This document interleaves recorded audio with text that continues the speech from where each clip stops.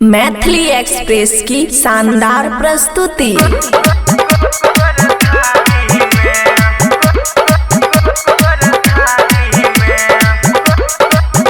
खुशी recording studio बलुआहा। गलती भ गेलै हमरा से सैया, मानू ने पकड़ै छी आहा के पैया।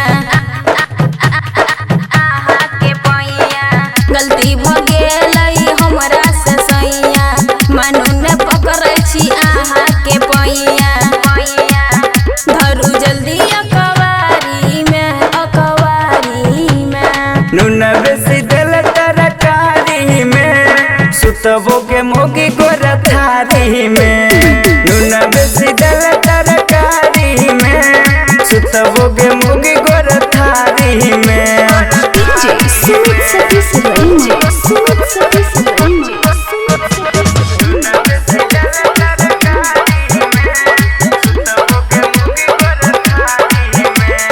छोटा गलती के दियो ने साजा, आये बुझे तू तोरा सुते के महाजा।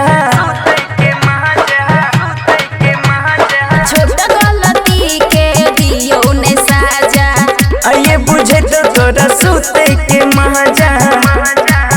नहीं रिस का जेबो बसवारी में। नून बेसी दिल तरकारी में, सुतबो के मोगी गोर थारी में। नून बेसी दिल तरकारी में, सुतबो के मोगी गोर थारी में।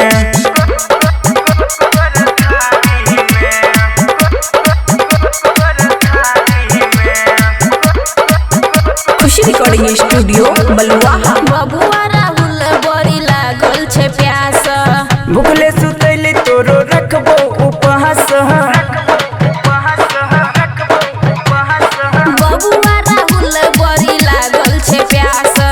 भूखले सुतैली तोरो रखबो उपहास। किया नुकबै छी आहा सारी में। नून बेसी दिल तरकारी में, सुतबो के मोगी गोर थारी में। नून बेसी दिल तरकारी में, सुतबो के मोगी गोर थारी में। गलती भ गेलै हमरा से सैया, मानू ने पकड़ै छी आहा के पैया। धरू जल्दी अकवारी में। नून बेसी दिल तरकारी में, सुतबो के मोगी गोर थारी में।